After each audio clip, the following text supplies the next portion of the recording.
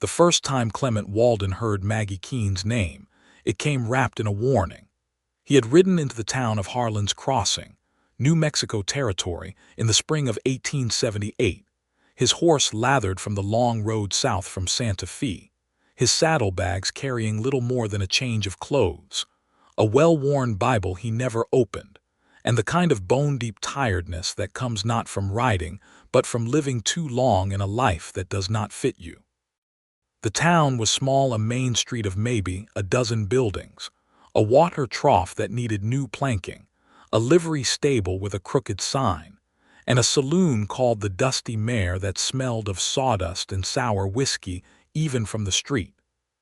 Clement was 31 years old, broad-shouldered from a decade of ranching work, with dark hair that had gone a little silver at the temples and hands that were calloused beyond what any man his age ought to rightly endure. He was not a man who sought company easily, but he was a man who always needed work, and Harlan's Crossing had posted a notice all the way up in Santa Fe advertising for a ranch hand at a place called the Copper Bar. He tied his horse, a bay gelding he called August, to the post outside the general store and went inside to ask where the Copper Bar was situated. The man behind the counter was round-faced and cheerful in the way that merchants in small towns often learn to be, a man named Doyle Prentice who sold flour and salt and rope and gossip in equal measure. "Copper Bar," Doyle repeated, and his cheerful face shifted into something more complicated. "That's Maggie Keene's place." "Is she the one hiring?" Clement asked. "She is." "Then that's who I'm going to see." Doyle leaned forward on the counter and lowered his voice, though there was no one else in the store to hear him. "I'm going to do you a kindness, stranger, and tell you something before you ride out there. Maggie Keene is not an easy woman. Had 3 ranch hands quit on her in the last 2 years. Her husband passed 4 years ago and left her the whole operation, 500 acres and about 200 head, and she has been running it with a fury ever since. But she's particular, has opinions, doesn't say thank you and means it. Some men around here have called her cold." Clement looked at the man for a moment. "I appreciate the warning," he said. "How far is the Copper Bar?" Doyle blinked. "About 6 miles north. Follow the creek road until you see the red gate." "Obliged," Clement said, and he bought a sack of dried beans and a tin of coffee and went back out to August. He thought about what Doyle had said for about the first mile. Then he stopped thinking about it, because the land was too beautiful to spend his attention on gossip. The creek road ran alongside a wide, shallow waterway whose banks were thick with cottonwood trees just coming into their green, their leaves trembling in the dry, warm wind like small hands waving. The sky was enormous and very blue. A hawk circled above a red rock mesa in the distance with the lazy patience of something that had never once doubted its own purpose. Clement breathed in the air of the place and felt something in his chest loosen that had been tight for a long while. He found the red gate at the end of a long track that curved through a field of yellow grass still pale from winter. The gate itself was iron, painted red some years ago and now mostly rust-orange, and it stood open. He rode through it and up the track toward a ranch house that sat solid and square against the earth, whitewashed adobe with a deep porch, a barn of decent size to the east, a corral with 5 horses in it, and a small bunkhouse that looked as though it had seen better decades. The whole place had the feeling of a living thing that was working very hard to keep itself alive. He had just dismounted when the door of the ranch house opened. Maggie Keene came down the porch steps the way a person comes down steps when they have somewhere to be and do not intend to be delayed getting there. She was 28 years old, of medium height, lean in the way of people who work with their bodies without pause. Her hair was deep auburn, almost brown in shadow, pulled back from her face in a tight practical knot, though a few strands had escaped to curl at her temples. Her eyes were gray, not the soft gray of winter sky, but the sharp gray of flint, and they landed on Clement with an assessment that was neither hostile nor warm. She wore a canvas work shirt, dark trousers tucked into worn boots, and she carried a coil of rope on her left shoulder as though she had been on her way to do something before she noticed him. "You're here about the work," she said. It was not a question. "Clement Walden," he said, and held out his hand. She looked at it, then shook it. Her grip was firm and dry and brief. "Maggie Keene, you've got recommendations." "I've got 12 years of ranching work from Colorado to Arizona. I can give you names of men who'll speak for me." "I'll want them," she said. "Come inside and we'll talk terms." The interior of the ranch house was spare and orderly in a way that suggested deliberate discipline rather than natural tidiness. There was a kitchen with a cast-iron stove, a long oak table with 4 chairs, a stone fireplace in the main room with a mantel that held a few books and a clock and nothing else. No decorations, no softness. It looked like a place where a person lived who had decided that sentiment took up space they could not afford. She put the rope down on the table and sat across from him without offering coffee.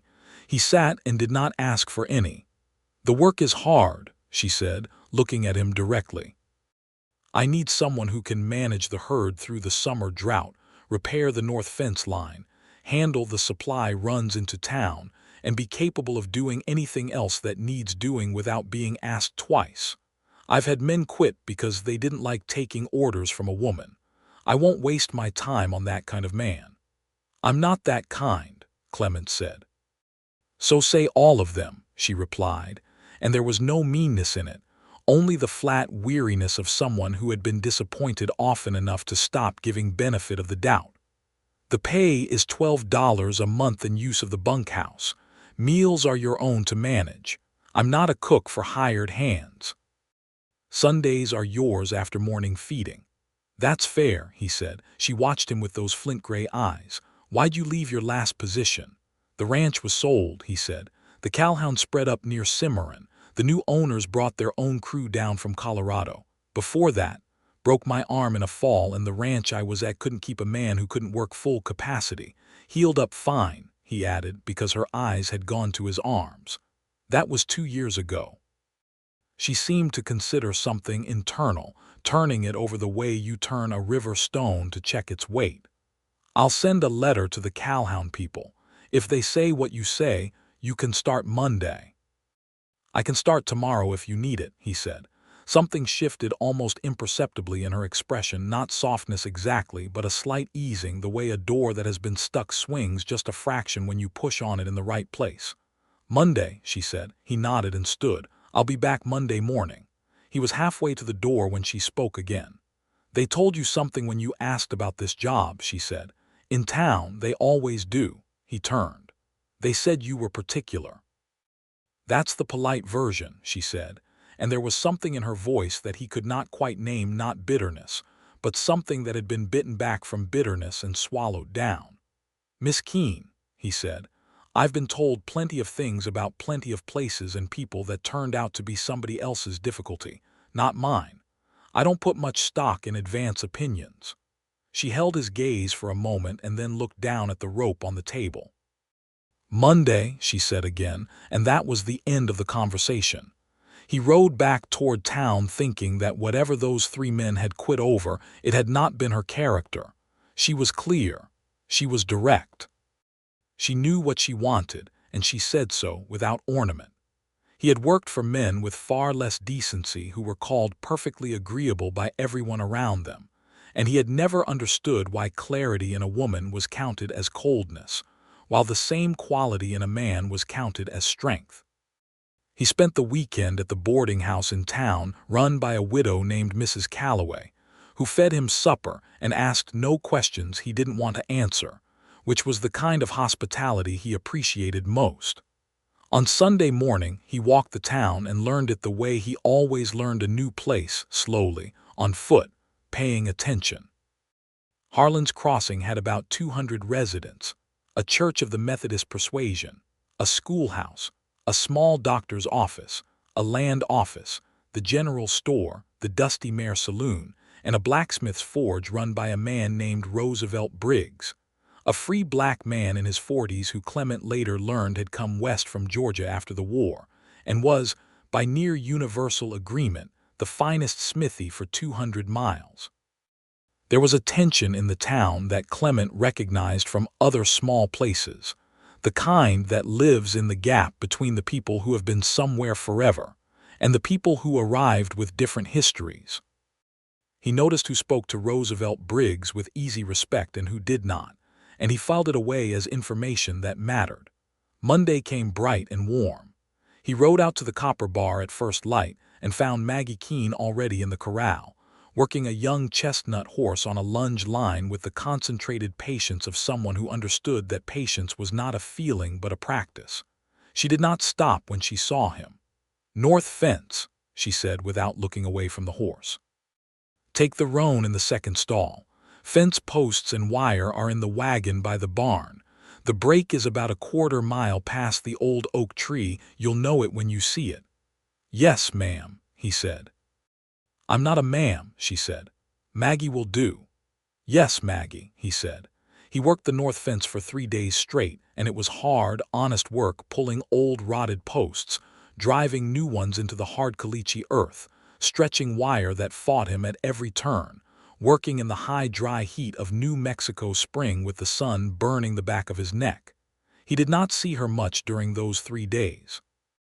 In the evenings she came out to check his progress with the same quiet assessment she gave everything, standing at the fence line and looking along it with her eyes narrowed, and then nodding once and going back to the house. On the 4th day, riding back to the barn, he came around the side of the corral and found her sitting on the fence rail with a piece of paper in her hands and her face turned away. He would not have known anything was wrong except that she had gone very still in a way that living things do not go still unless something inside them has stopped moving. He unsaddled the roan and put him up and did not say anything. He made sure his footsteps were heard, gave her the courtesy of his presence being known without forcing it, and went to pump water at the well. When he looked up, she had folded the paper and put it in her shirt pocket, and she was watching him with an expression that was both suspicious and, he thought, grateful for the fact that he had not pressed. "There's coffee on the stove," she said, "if you want it." He went inside and poured himself a cup and drank it standing at the kitchen window, looking out at the yard, and after a few minutes she came in and poured one for herself and stood at the other end of the kitchen, and they were quiet together in the way that is either comfortable or unbearable depending on the people involved. "Letter from my husband's family," she said, not looking at him. "They're making another claim on the land, say the deed wasn't properly recorded in his name before he died." "Is that true?" Clement asked. "No, but that doesn't seem to stop them from saying it." She wrapped both hands around her cup. "They've been at it for 2 years. They think if they're persistent enough I'll sell and go somewhere quiet." A muscle moved in her jaw. "They don't know me." "No," Clement agreed. "I don't think they do."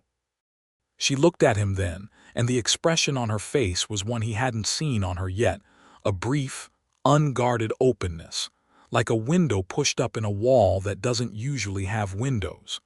Then it closed again and she set down her cup. "The creek pasture needs checking tomorrow," she said. "I'll ride it with you." He nodded. "All right." That was how things began between them, not with anything as simple as attraction, though that was present too, rooted in the particular way he had of moving through the world as though the work itself were enough dignity for any man, and in the particular way she carried her solitude not like a shield but like a garment she had sewn herself and wore with a certain defiant pride. It began with proximity and the slow accumulation of small, trusted moments, and that is perhaps how the most enduring things always begin. They rode the creek pasture the next morning, and she was different on horseback, looser, more herself, as if the ground had been the thing constricting her and the distance from it set her free. She rode a black mare named Ink with an effortlessness that told Clement she had been riding since before she could properly walk. She knew her land the way musicians know their instruments, not by thought but by feel, sensing where the grass was thinner at the south bend, and where the water table was too high for winter grazing, and where the soil changed from loam to clay about 50 yards past the third cottonwood. "You're good at this," he said, meaning the land, the knowing of it. "It's mine," she said simply, and he understood that this was not arrogance but something older and more necessary, the statement of a woman who had been forced to justify her ownership so many times that she had reduced it to its barest, most undeniable truth. "How long has the copper bar been in your name?" he asked. "4 years, since Thomas died." She paused and he waited and she went on. "He was a good man, Thomas Keene. He worked hard and he was fair to me. But he didn't expect to die at 34 of a fever, and neither did I. And when he was gone, his family in Missouri decided they wanted what he'd built here." She looked out over the creek. "His brother came out once. Tried to buy me out for a quarter of what the land is worth. I showed him the door." "Good," Clement said. She glanced at him sideways. "You say that like it's simple." "It is simple. It's your land. Most people in that town think I should have sold and gone back east somewhere to be someone's second wife," she said, and there was an edge in her voice like the wire on the fence he'd been repairing, something that would cut you if you handled it carelessly but was not cruel, only necessary. "Most people in most towns have too many opinions about what women ought to do," Clement said. She was quiet for a moment and then she said, "Where are you from?" "Clement Walden. Kentucky, originally. Came west when I was 19. "What made you come?" He thought about it honestly. "I wanted to see if the land could hold more of me than Kentucky could." "It could. It does." He looked at the mesa in the distance. Kentucky was beautiful, but it was finished somehow, like a painting already painted. Out here everything still feels like it's being made. She looked at him with those gray eyes and said nothing, but something in them was different, and he thought that whatever she was not someone who could be bored by honesty. They worked together through the weeks of May and into June with the gradual ease of two people who are, without exactly deciding to be, becoming a team. He learned her rhythms, that she rose before the sun every single day, that she ate sparingly and purposefully, that she read in the evenings by lamplight with the focused absorption of someone for whom books were not entertainment but oxygen, that she had a dry humor that appeared without warning and disappeared before you could be sure you'd heard it, that she was hardest on herself and almost entirely without self-pity, and that the things that softened her were unexpected. The way a foal stood up for the first time, the sound of rain on the adobe roof, the particular quality of light at the end of a long day when the shadows stretched west and the whole world went the color of a peach. He learned that she was not cold. She was careful. There was a very large difference, and he wondered how many people had mistaken one for the other and simply walked away without understanding what they were walking away from. She, for her part, watched him with the quiet thoroughness of someone who has been burned by trust and is therefore very deliberate in the extending of it. She noticed that he kept his word without exception, that if he said he would have the roof on the hay shed patched by Thursday, it was patched by Wednesday evening without announcement. She noticed that he spoke to the horses with the same even respect he gave to people. She noticed that when Roosevelt Briggs came out to the copper bar to shoe the horses, Clement sat with him on the porch afterward and talked to him like a man talking to another man, and not like a man doing the world a favor, and that Roosevelt, who had learned over his years in this territory to read white men with the precision that survival demands, drank his coffee and laughed, and told a story from Georgia that made Clement slap his knee with genuine delight. She noticed these things and she did not say anything about them, but she noticed. June brought heat and a crisis. 2 of her best cows went down with what the local veterinarian, a young man named Dr.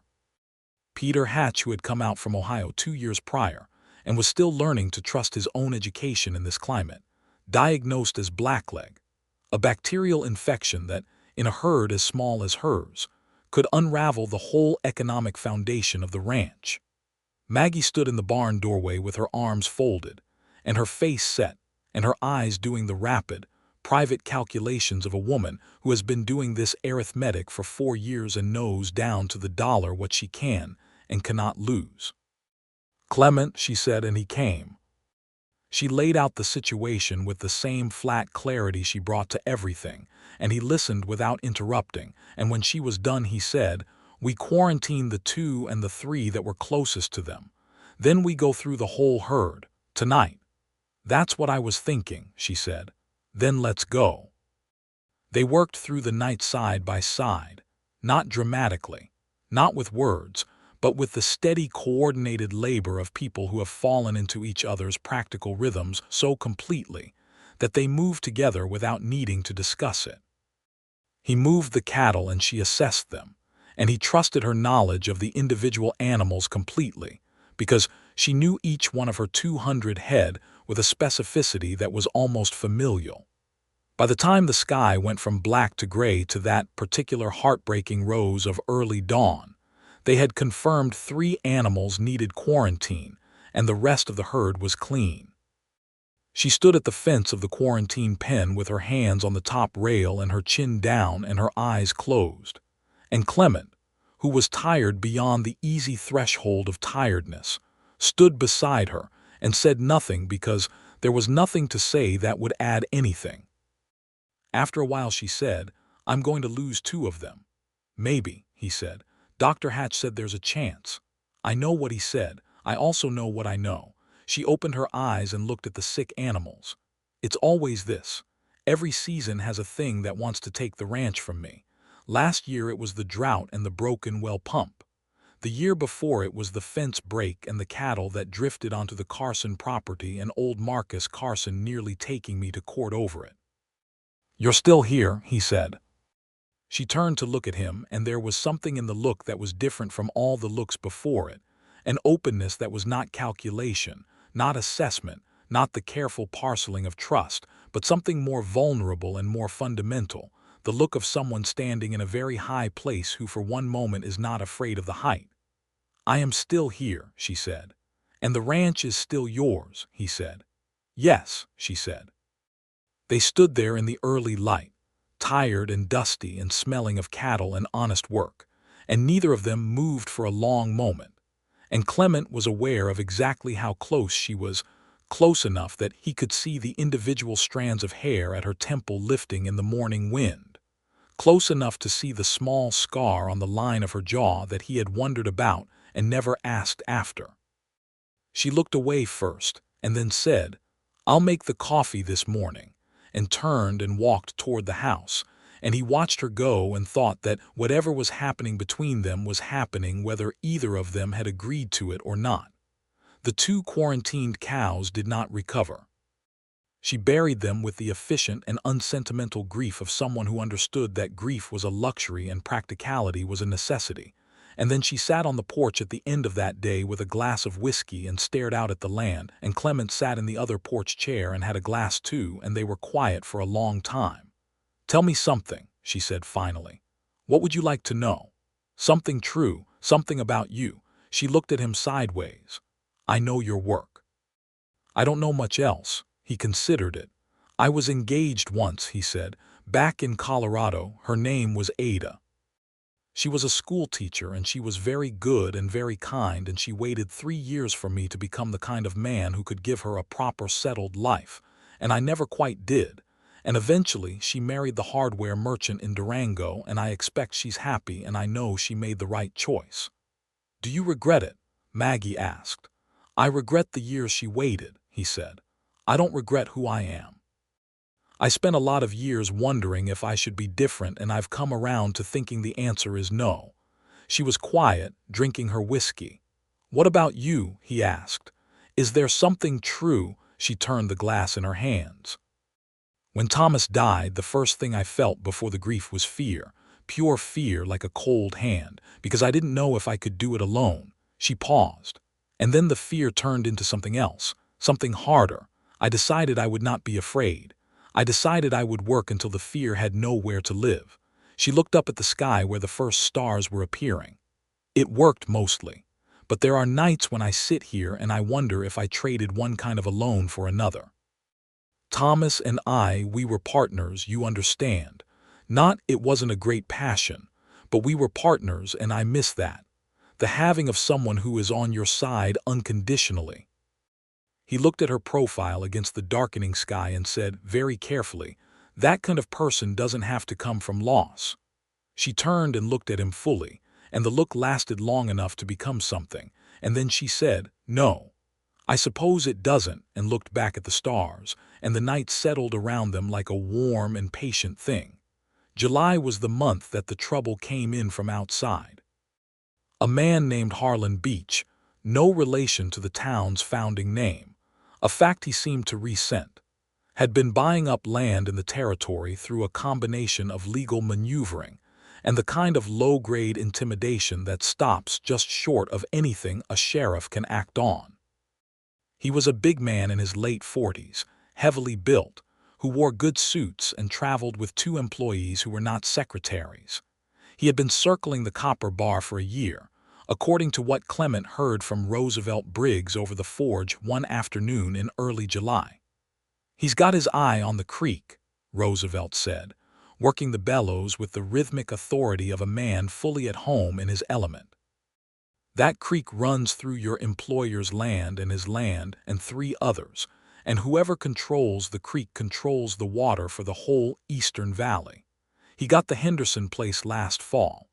Paid Henderson a price that was decent enough, but the man didn't know what he had." Roosevelt looked up at Clement with the particular directness of a man who has learned that directness, while sometimes costly, is the only honest currency. "Does Miss Keene know about this?" "I'll make sure she does," Clement said. He told her that evening. She sat very still at the kitchen table while he spoke, and when he finished she said, "Yes, I know about Harlan Beach. He sent a man last winter with an offer." Her jaw tightened. "I sent the man back. What'll he do next?" "What men like that always do," she said. "Escalate." She looked at her hands on the table. "The letter from Thomas's family last spring, I wonder now whether Beach had a hand in it. He might have found them and fed them the idea that they had grounds for a claim." Clement thought about it. "That's possible, harder to prove." "Yes." She stood up and went to the window and looked out at the dark land. "I need to talk to the land office. Make sure every deed and record I have is in perfect order." She turned back. "And I need to talk to the other ranchers on the creek. If Beach is moving against the water rights, none of us can stand alone." "I can ride out with you," Clement said. "Introductions go easier with 2. She looked at him for a moment. "Why are you so—" she started and then stopped. "What?" She shook her head slowly. "Nothing. Yes, ride with me tomorrow." They spent 3 days riding the neighboring properties along the creek. The small outfit run by an elderly Mexican rancher named Aurelio Vasquez, who had held his land since before the American Land Survey, and had papers going back to the Spanish land grant era, and whose eyes went sharp when Maggie explained what Beach was doing. And the Dunmore family, a husband and wife in their 30s with 4 children and a modest herd, who had not yet been approached by Beach but turned pale when told they might be, and a young widow named Ruth Foster who had 60 acres and a fierce independence that mirrored Maggie's own, and who, when she heard the whole story, said with great composure, "Then we form an agreement, in writing, before a witness." They did exactly that, returning to Harlan's Crossing and drawing up a document of mutual aid and water rights agreement that the 5 of them, Maggie, Aurelio, the Dunmores, and Ruth Foster, signed in Roosevelt Briggs's shop with Roosevelt as witness, because he was the one man in town that all of them trusted equally. Beach, when he found out about the agreement, and small towns being what they are, he found out quickly, sent his men to the Copper Bar. They arrived on a Tuesday morning, while Clement was mending a wheel on the supply wagon, and Maggie was on the porch going through the previous month's accounts. There were 2 of them, a thin man with a thin smile named Purvis and a larger man who said nothing and appeared to serve primarily as punctuation. Purvis took off his hat with exaggerated courtesy and said that Mr. Beach would like another conversation about the land. Maggie put down her accounts and said, "Tell Mr. Beach I said no, and that further conversation sent through messengers will receive the same answer." Purvis's smile didn't change. "Mr. Beach is a patient man, Miss Keene. And patient men have a way of getting what they want eventually." Clement had stopped working on the wheel. He stood up and walked without hurrying to the edge of the porch. He said nothing. He simply stood there. Purvis looked at him for a moment and then back at Maggie. "We'll convey your message," he said pleasantly, and they rode away. Maggie waited until they were through the gate and then said, "Thank you For what? Clement said. I was just standing there. Yes, she said. You were. And she looked at him with something warm and direct and entirely unguarded, and it lasted just long enough for both of them to know what it was. He felt it move through him like the first cold drink of water after a long dry ride, clear and necessary and good. 2 weeks after Beach's men visited, the matter came to its first real confrontation. One of Beach's cowhands, clearly under instruction, drove a small cut of cattle across the upper creek and into the corner of Maggie's north pasture, the same fence Clement had repaired in his first week. The cattle broke the fence, probably not by accident, and mixed with Maggie's herd, and then Beach appeared in person, a broad, affable-seeming man who stood at the edge of Maggie's property, and said that there seemed to be some confusion about the fence line. Maggie met him at the line with Clement beside her and Aurelio Vasquez, who had ridden over when he saw the dust, standing just behind. There is no confusion, Maggie said. My fence line is here. Your cattle crossed it. You'll remove them today. Beach smiled the smile of a man who is very used to getting his way by making getting his way seem natural and reasonable. Miss Keene, we could make this a great deal easier for both of us. The land office in Santa Fe is notoriously backed up in their records. I have connections there. I could make sure your deed is very secure, or very insecure. That's a choice that's still available. The threat was delivered in the same pleasant tone as everything else he said. Clement looked at Beach and said, evenly and clearly, that sounds like you're describing interference with a legal land record, which is a federal matter. I'd be careful about who hears that kind of language. Beach's eyes moved to Clement with the measuring look of a man recalibrating. And who are you? Ranch hand, Clement said. Witness. Beach looked at Aurelio. Aurelio, who had been in this territory longer than Beach had been alive, met his gaze with the serene blankness of a man who does not feel the need to perform for people who do not deserve performances. Beach took his cattle and left. He did not make threats again, at least not explicit ones. But the pressure continued, small things, the kind that are hard to point at individually but accumulate into a weight. The water level in the creek running lower than it should in August because something upstream was diverting it. A problem that Clement and Aurelio's grandson investigated and found to be a temporary dam on Beach's land, which was removed after Clement spent a morning with the county sheriff, explaining the hydrology and the law. Through all of it, Maggie held her ground with a steadiness that Clement had come to think of as one of the most beautiful things he had ever witnessed in a human being. Not the showy courage of a person who makes a scene, but the quiet, root-deep stubbornness of someone who has decided what they are and will not be moved by discomfort or intimidation or exhaustion. It was during these weeks that what was between them became impossible to ignore, even for two people as committed to practical restraint as they both were. It began on a Thursday evening in late August when the heat had finally broken, and a real wind was coming in from the north with the smell of distant rain in it. Clement had come in from fixing the creek diversion and was tired and dirty and probably not at his most presentable, and he came around the corner of the barn and found Maggie sitting on the water trough with her boots off and her feet in the water, and her face turned up to the cooling wind, with an expression he had never seen on her before, completely unguarded, almost joyful, the way a person looks when they think no one is watching. She heard him and opened her eyes, and their expression didn't entirely close again before he saw it. Rain coming, he said. I know, she said. I can smell it. She looked at him. You look like the creek. I basically am the creek at this point, he said, and sat down on the fence rail nearby, and she laughed. Not the small controlled sound she sometimes allowed herself, but a real laugh, full and warm, and it rang out across the yard and into the evening air and startled a bird from the cottonwood nearby. They looked at each other in the aftermath of it, and he thought he had never heard anything so worth the waiting. Clement, she said, and then stopped. What? She looked at her feet in the water. I want to say something, and I'm not certain I know how to say it without it coming out wrong. Take your time, he said. She was quiet for a long moment, watching the ripples her feet made. "You're the first person in a long time who has been present without needing anything back for it, without making me feel like I owe you something for the courtesy." She looked up at him. "I know that's not a romantic declaration or anything of that kind. I just wanted you to know that I see it and I value it." He was quiet for a moment, giving her words the weight they deserved. "It's easy to be present with you," he said. "You're worth being present for." She held his gaze, and the wind came through and moved the loose strands of hair across her face, and she didn't push them away, and he didn't either, and neither of them moved. Then she said very quietly, "They told you I was difficult to love." He heard it as both a statement and a question, the question being whether it had mattered to him, whether it had made him careful or hesitant or guarded around her.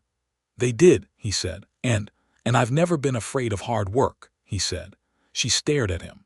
He looked back at her with steady, dark eyes and let the words be what they were, and did not try to make them smaller or softer or more careful. She slid down from the water trough and stood in the dust in her bare feet, and she took 2 steps toward him and put her hand on the side of his face and kissed him. It was not a tentative kiss. It was the kiss of a woman who, when she finally decides to do a thing, does it completely. And it tasted like rain coming and everything that had been building for 3 months, and a kind of relief so profound it was almost grief. He put his hands on her arms and kissed her back with equal certainty. The rain arrived an hour later in great generous sheets that drummed on the adobe and ran in rivers through the yard, and they sat on the porch and watched it come down with their chairs turned toward each other, and a lamp burning behind them in the window, and talked until well past midnight about everything about Kentucky and what he'd left behind and what he'd been looking for, about Thomas Keene and the kind of marriage it had been and the kind it hadn't, about what she wanted for the copper bar and what he thought about land and belonging, and whether a person could choose a home or only recognize one when they arrived in it. She fell asleep in the chair somewhere near 1 in the morning, which was not something she would have done if she had been thinking about it, and he sat and watched her sleep for a few minutes with the quiet fullness of a man who understands that something irreversible has happened and is glad of it.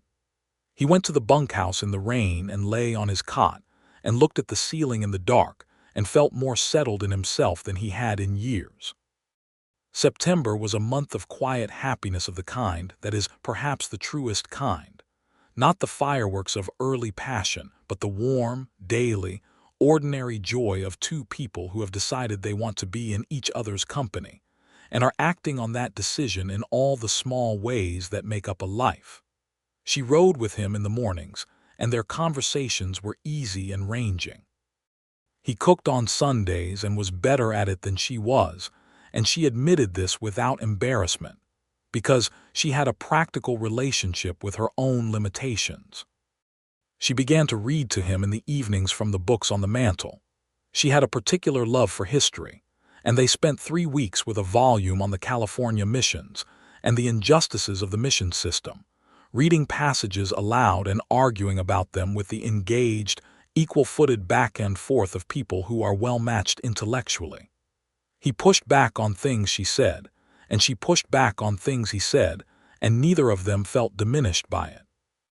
Roosevelt Briggs came out one morning to reset a shoe on ink and looked from Clement to Maggie and back to Clement and said, with great satisfaction, "Well, good.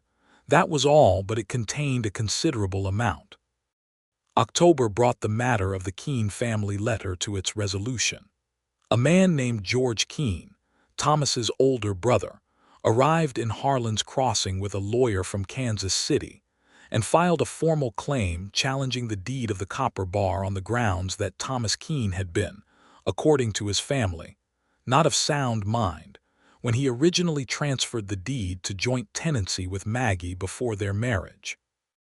It was a lie and a manipulation, and Maggie went white when she heard it, not with fear but with the kind of cold fury that moves very quietly through very contained people. They went to see the land office together, and then they went to see the county attorney, a measured man named Aldous Greaves who had a reputation for fairness and who, When he examined the deed and the accompanying documents Maggie had kept in perfect order in a tin box in the top drawer of her dresser, said that the claim had very little legal foundation but would need to be formally contested. "How long will that take?" Clement asked. 3 to 6 months, Greaves said. "Maybe less if I can get the original recording verified quickly." "Do it quickly," Maggie said. Then she went outside and stood on the boardwalk and breathed the autumn air, and Clement came out and stood beside her, and she said, "I am so tired of defending what is mine." "I know," he said. "I built this," she said, her voice low and fierce. "Thomas and I built it together, and then I built it alone, and it is mine by every measure that matters, by work and by law and by the 4 years I have poured into that land, and I am tired of standing in this street justifying it." He looked at her, and then, very deliberately, he took her hand in both of his. Right there on the boardwalk of the main street of Harlan's Crossing, where Doyle Prentice could see from his store window and Mrs. Calloway could see from the boarding house steps and all of it. She looked down at their joined hands and then up at him. "You don't have to stand in it alone," he said. "I intend to be right here." George Keene and his Kansas City lawyer encountered, over the following weeks, a wall of organized opposition. Aurelio Vasquez provided a sworn statement attesting to the good standing of both Maggie and Thomas Keene at the time of the deed's recording. Roosevelt Briggs, who had been in Harlan's Crossing longer than almost anyone, and whose memory was sharp and reliable, provided another. Ruth Foster organized a petition among the Creekside ranchers. The county attorney worked with brisk efficiency through November, and the deed was verified as sound and properly recorded in December, and the claim was formally dismissed, and George Keene took his lawyer and went back to Missouri, and that, at last, was the end of it. On the evening the letter of dismissal arrived, Maggie sat at the kitchen table with it open in front of her and cried for the first time since Thomas had died. Not noisily or dramatically, just quietly, with her elbows on the table and her face in her hands, the tears coming from a place of exhausted relief rather than sadness. Clement sat across from her and put his hands over hers on the table and said nothing, because nothing was required. After a while she looked up and said, with a watery, slightly self-conscious smile that was one of the most human things he had ever seen on any face, "I don't usually do this." "I know," he said. "You're allowed to." She squeezed his hands. "What would you have done," she asked, "if you hadn't come here, if you'd stayed in Santa Fe or gone somewhere else?" "Something else," he said. "Something less than this." She looked at him steadily. "Stay," she said, not asking, not pleading, saying it the way she said everything, clearly and straight and without ornament. "I was planning to," he said. They were married in January of 1879, in the Methodist Church in Harlan's Crossing, on a day when the sky was the deep and impossible blue of New Mexico winter, and the air was cold enough that their breath clouded when they stood on the church steps afterward.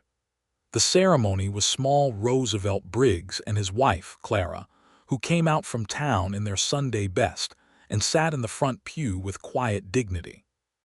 Aurelio Vasquez came with his daughter, Maria, and Ruth Foster came with her young son. Mrs. Calloway from the boarding house came and wept with the wholehearted enthusiasm of a woman who had always wanted to be present at a wedding like this. Dr. Peter Hatch came and congratulated them both with the earnest goodwill of a man who was still finding his place in the world and liked seeing other people find theirs. Doyle Prentice came too, because small towns being what they are, you cannot exclude the man who told you the warning at the beginning of the story. He shook Clement's hand afterward and said, with the slight sheepishness of a man reviewing his own prior advice, "I may have understated some things about Miss Keene." "Maggie," Clement said. "Yes." "About Maggie." "You did," Clement said pleasantly, "but I've found that the best things usually get understated."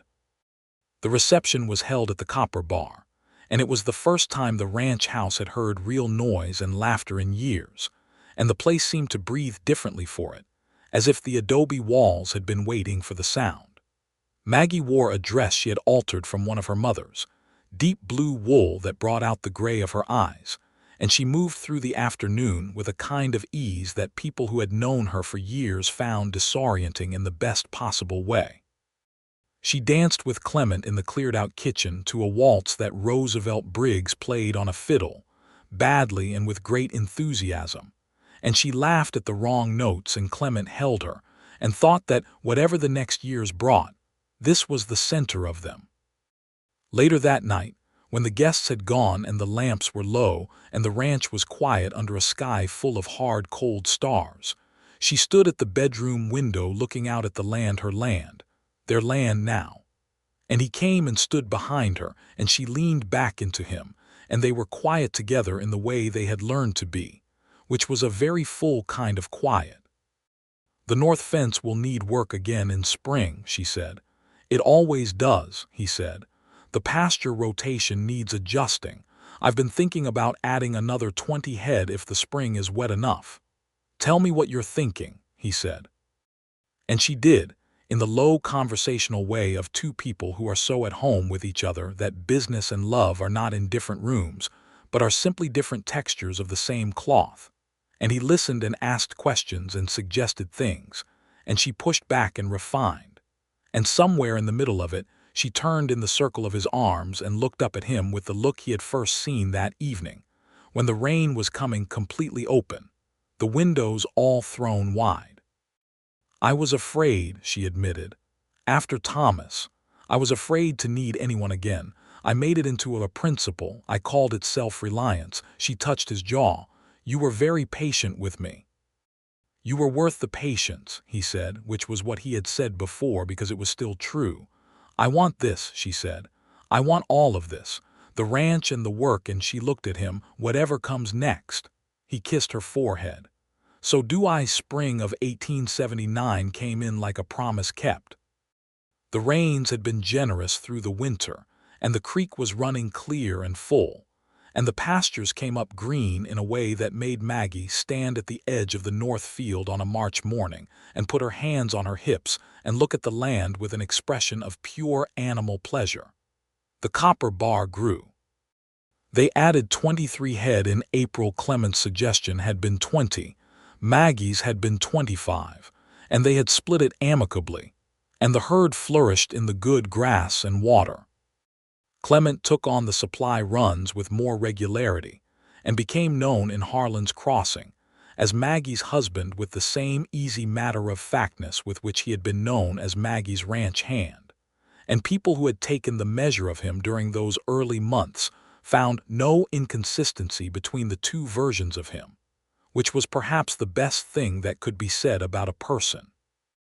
The matter of Harlan Beach resolved itself in the spring as well, not through confrontation, but through the rather satisfying mechanism of Beach overextending himself financially in a cattle deal that went badly, leading to a forced sale of his properties in the territory. The land he had acquired from Henderson went to a family from Texas who arrived in May with 6 children and an enormous enthusiasm for the work, and who turned out to be the kind of neighbors who brought food when they heard someone was sick and did not ask for anything back. In June, Maggie told Clement she was expecting a child. She told him in the morning at the kitchen table in the same direct way she said everything, and he put down his coffee cup and looked at her across the table for a long moment. "Are you?" he started. "I'm well," she said. "I'm very well." And there was something in her voice that he had never heard before, a softness with steel in it, like fresh spring water over rock. He stood up and came around the table and put his arms around her from behind as she sat, his face against her hair, and she put her hands over his arms and held them there, and they stayed like that in the quiet kitchen for a long time while the morning light came through the window and the horses moved in the corral outside. "How do you feel about it?" she asked. "Like a man who just discovered there is more room in him than he knew," he said. She turned her head and he could see her smiling, and it was the best version of the smile, the one that reached all the way to her gray eyes and made them warm and bright.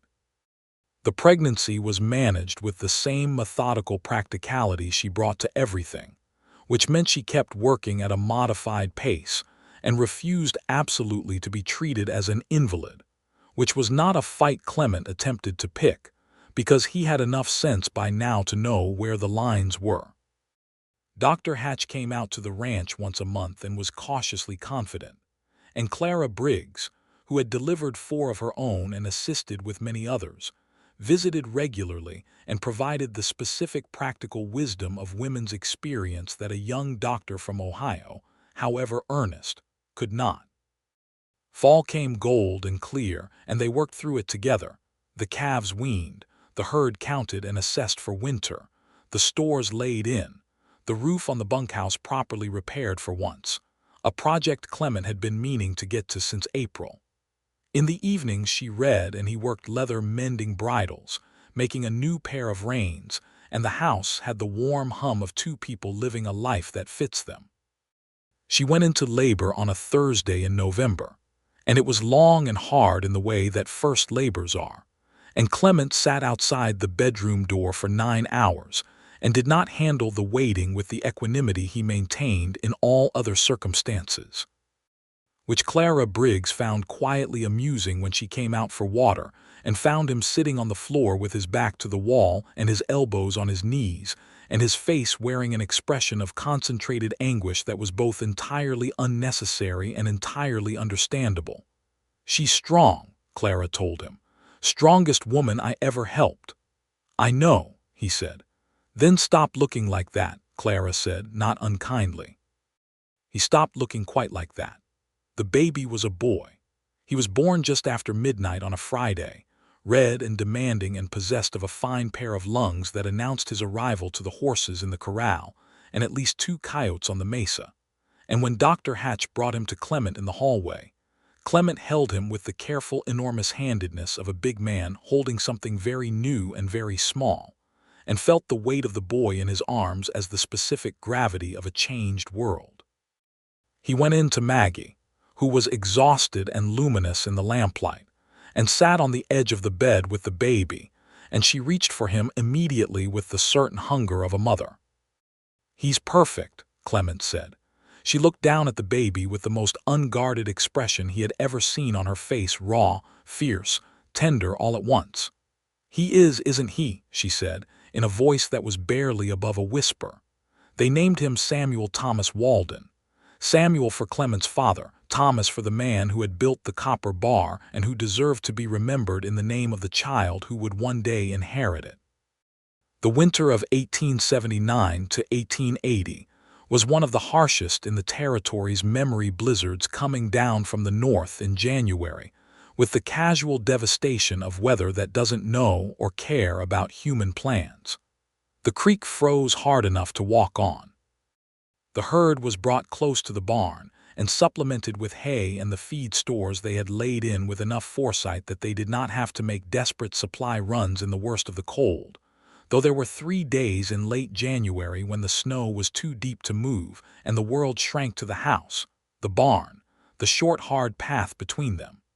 They were both good in small spaces with each other. They had discovered this earlier, and the winter confirmed it. On the worst storm day, when the wind was throwing snow horizontal against the windows, Clement mended harness at the kitchen table while Maggie nursed Samuel and read aloud from a new book that had come in on the last supply run before the storm started. A novel, which she did not usually prefer, but she had found herself drawn to the story and read it with the same attentiveness she gave to history. They argued companionably about the characters and their choices, and Samuel slept between sentences, and the stove radiated its steady warmth, and outside the wind did what wind does. By the time February came in milder, and the snow began to let the land back out, the copper bar had come through the winter with its herd intact, its fences holding, and its residents healthy, which was more than many ranchers in the territory could say. Ruth Foster had lost 8 head, and Clement and Maggie rode over with supplies and help in early March when the roads cleared. And Ruth, who had never been the kind of woman who asked for help without it costing her something internal, received it with a straight-backed gratitude that Maggie understood perfectly, because she had felt the same thing herself once. That spring Clement made the copper bar his in the way that he had not quite yet by buying in. He had money saved from 12 years of wages, not a great deal, but enough that when Maggie raised the subject of the ranch's expansion, a proper second barn and a larger bunkhouse, because if they were going to grow the herd they needed to hire additional help.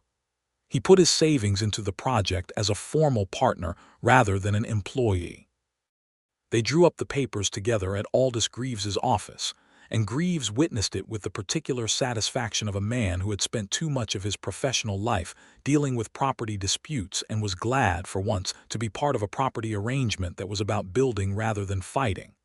"The Copper Bar Keene Walden Partnership," Greaves said, reading the document. "That a name you've decided on?" "Walden Keene," Clement said. "No," Maggie said at the same moment. They looked at each other. "Keene Walden," she said, and there was the smile again. "Keene Walden," he agreed. Greaves signed it with a smile of his own. The new barn went up in May with the help of half the town, because barn raisings were still the kind of communal work that pulled people together in ways that nothing else quite did. Roosevelt Briggs came with his son, a boy of 13 named James, who worked with the focused seriousness of someone who has inherited his father's relationship to labor and knows it.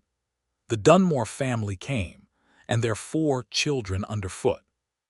The Texas family from the old Henderson place came, and the father, whose name was Calvin Webb, turned out to be a man of such enormous practical skill with timber that everyone deferred to him without discussion. Aurelio Vasquez came with his daughter Maria and his grandson, a young man named Esteban of maybe 20, who had his grandfather's dark eyes and his grandfather's quiet. It was a full day of good hard work and the smell of new lumber and the sound of hammers, and in the evening Maggie put out food on long tables in the yard.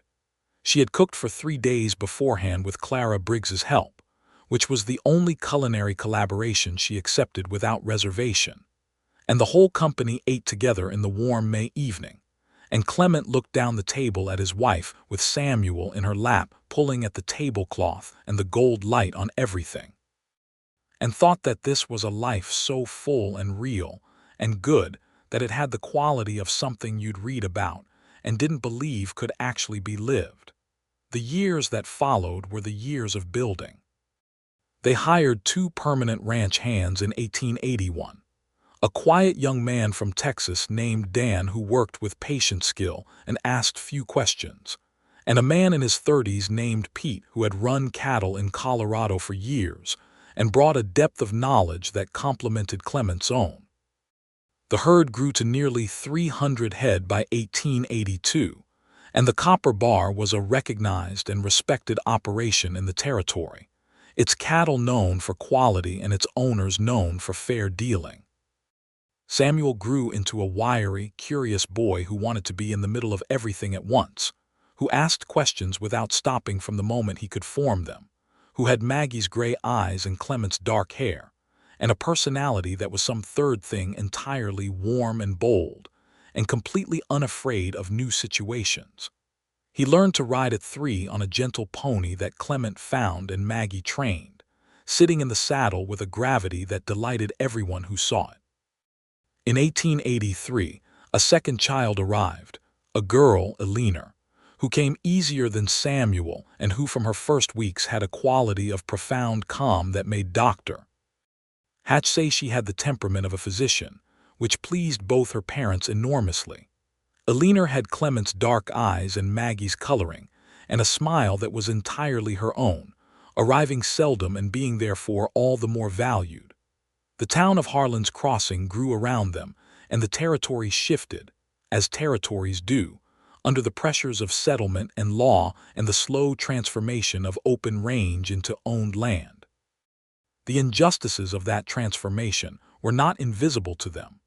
The way Aurelio Vasquez had to fight constantly to maintain the legitimacy of his Spanish land grant, the way the law and the land office and certain powerful interests kept finding new ways to pressure the old landholders whose claims predated American administration. Clement and Maggie stood with Aurelio in the county court in 1882 when his grant was challenged for the second time. And Clement gave testimony and Maggie gave a deposition, and Aldous Greaves argued the case with the full force of his considerable skill, and the grant was upheld. Roosevelt Briggs's forge became the unofficial center of practical community in Harlan's Crossing across those years, the place where problems got discussed and solutions got worked out, and where a man's character was assessed by people who were watching more carefully and with more historical knowledge than most.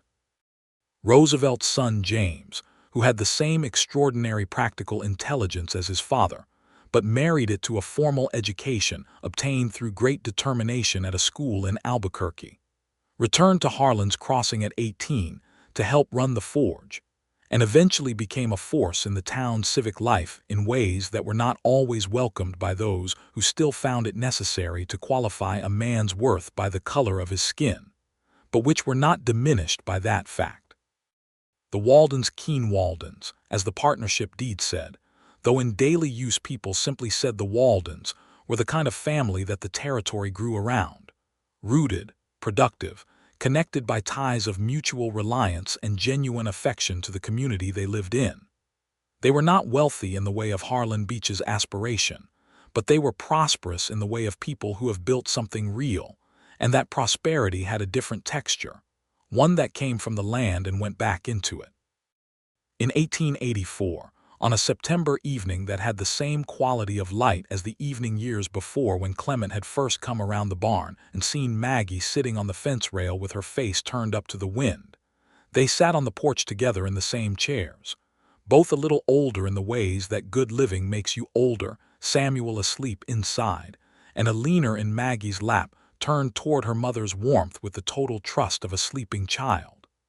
6 years, Clement said. Almost exactly, she agreed. He looked out at the land, the grass pale gold in the late light, the cottonwoods along the creek already beginning to turn, the horses moving easy in the big corral, the new barn solid and square against the darkening sky. "Are you happy?" he asked. It was not a question he asked often, because he had a native wariness about asking questions whose answers might be complicated. But tonight the light was right and the evening was right, and she had been quiet in a particular thoughtful way that made him want to know. She looked at Alina asleep in her lap, and then out at the land and then at him. And the look she gave him had everything in it, all the years and all the work and all the mornings and all the hard seasons and all the evenings like this one. And she said, "Yes, Clement, I'm completely and genuinely happy." He reached over and took her hand, the one not supporting Alina, and held it as the stars came out one by one over the mesa, and the night settled over the copper bar in the full, contented way of a place that knows it is home. She leaned her head against his shoulder after a while, something she had learned to do leaning, which had not come naturally to a woman who had spent 4 years making her own spine her only reliable support.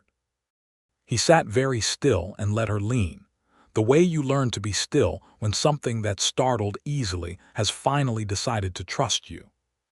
Samuel came to the door in his nightshirt at some point, 5 years old and indignant about being asleep when things might be happening, and Clement said, "Bed," and Samuel said, "In a minute," and Maggie said, "Now," and Samuel considered the coalition arrayed against him and went back to bed, and they heard his feet on the floorboards and then the creak of his bed taking his weight and then nothing. "He's you," Maggie said quietly, and he could feel her smiling against his shoulder. "He's you," Clement said. "He doesn't back down from anything." "That is not a Clement Walden quality, sir," she said. He laughed. "Isn't it?" She tilted her head up to look at him. "You are the most relentless man I have ever known. You just do it quietly." He looked down at her, and in the lamplight coming through the window behind them she looked exactly like herself. No older in the ways that matter, the same gray eyes with the same flint in them and the same warmth underneath, the same quality of being so entirely and specifically who she was that being in her presence was like being in the presence of something elemental. He kissed her slowly, with the unhurried certainty of a man who knows there is time, and she kissed him back with the same sureness, and Alina slept through all of it in the comfortable oblivion of the very young and the very secure. The years did what years do, they accumulated, and the accumulation was good. The copper bar grew to a well-regarded operation of nearly 400 acres by 1887, after Maggie quietly purchased the small parcel to the east that had come available when the family who held it decided to move on to California. The herd ran at nearly 350 head, and they hired a third full-time hand and a part-time cook, a Mexican woman named Consuela who came 3 days a week, and who, to Maggie's genuine and expressed delight, was the best cook any of them had ever encountered.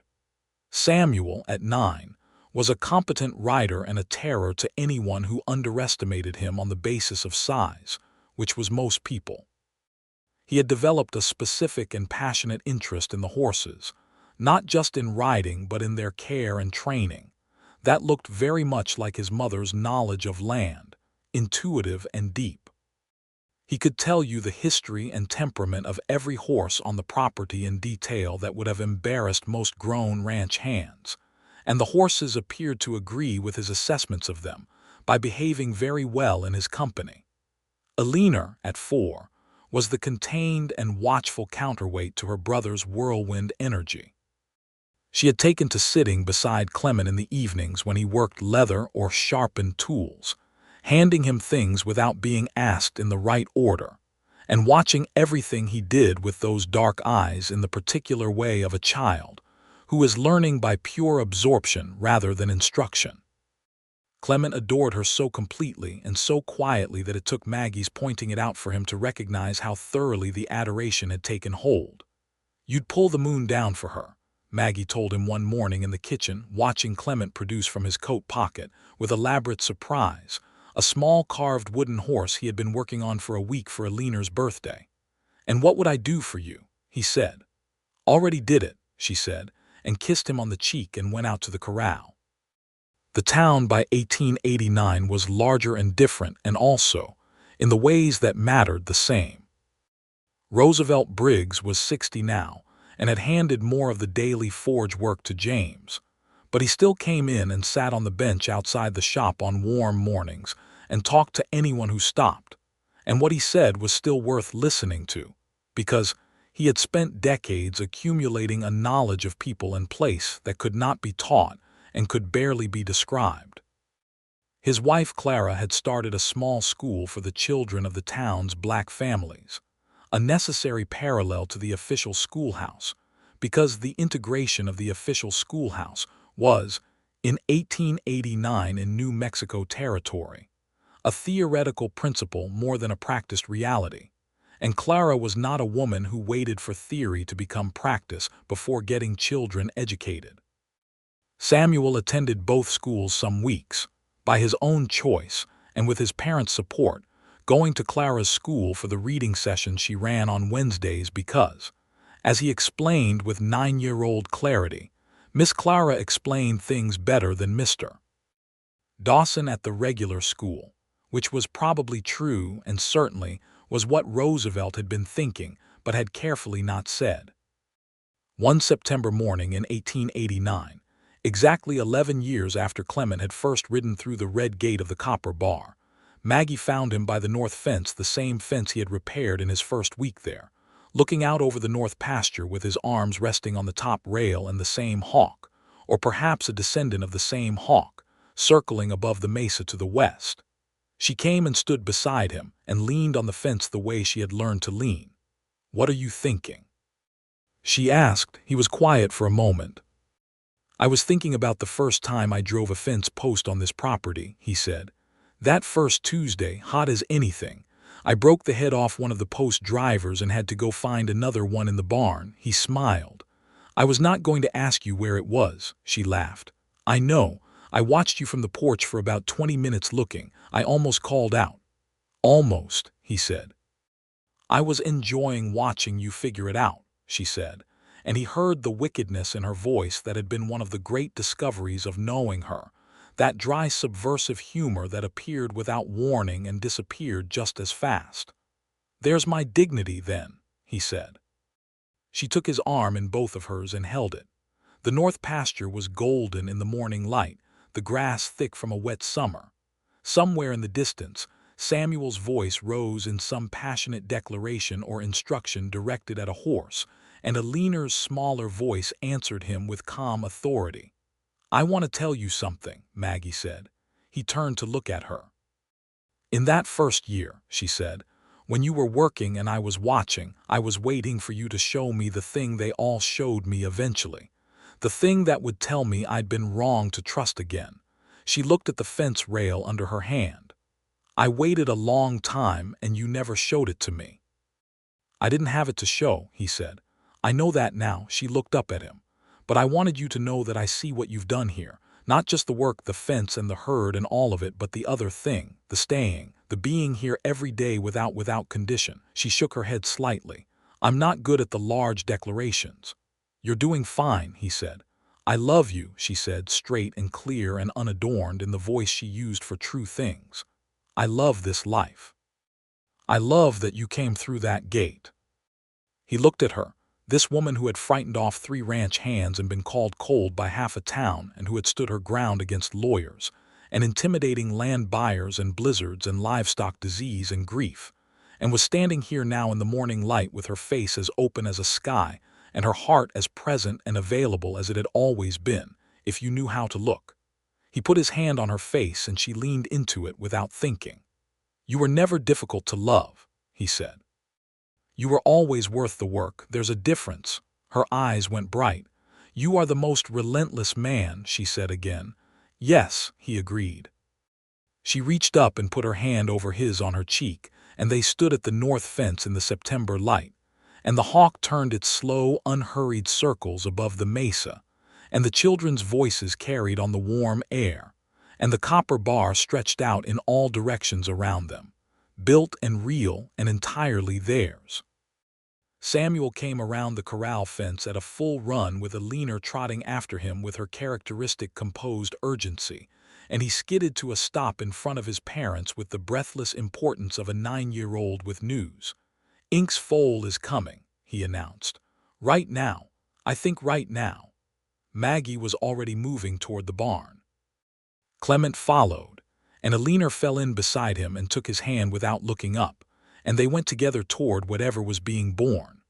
The foal arrived by noon, a filly, all legs and wild eyes, dark as her mother, and Samuel knelt in the straw beside her, with his face full of the absolute wonder of someone encountering the miracle of new life as though it had never happened before in the history of the world, which is the only correct response to it. Maggie stood back and watched her son, and Clement came to stand behind her and put his hands on her shoulders, and she put her hands over his. "What will he name her?" Clement asked quietly. Maggie shook her head, watching Samuel's face. "Something impractical," she said. "Something that will embarrass the horse for years." Samuel looked up at them from the straw with shining eyes. "I'm going to name her tomorrow," he announced, "because she came on the day you said would be too soon, and she came anyway." Maggie looked at Clement. Clement looked at Maggie. "That's actually perfect," he said.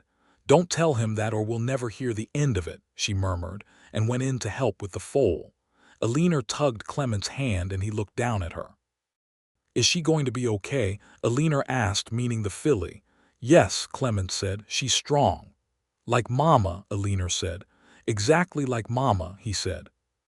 He lifted Alina up so she could see over the stall door, and she watched with her dark eyes wide and her expression grave and attentive. And the afternoon light came in through the barn's open door in long golden bars that caught the dust in the air and made it shine. And outside the land of the copper bar lay warm and open under the September sky. 500 acres of red earth and yellow grass, and the creek running clear over its stones. Every fence line held, every deed recorded. The herd fat on good water and good grass. The red gate at the end of the drive swinging open in the breeze as it always had and always would. An invitation and a homecoming at once. This was the life they had made. This was the life, carefully and stubbornly and joyfully, and with enormous amounts of hard work, that they had chosen to keep. And in the barn, with the warm smell of hay and horses and new life around them, Maggie Keene, who had been told she was difficult to love, and who had spent years believing it might be true, knelt in the straw beside her son and her husband's daughter and stroked the new foal's neck and looked up at Clement in the doorway with a look on her face that had no difficulty in it at all. Only light. He had said he had never been afraid of hard work. He had been right, and so, in the end, had she.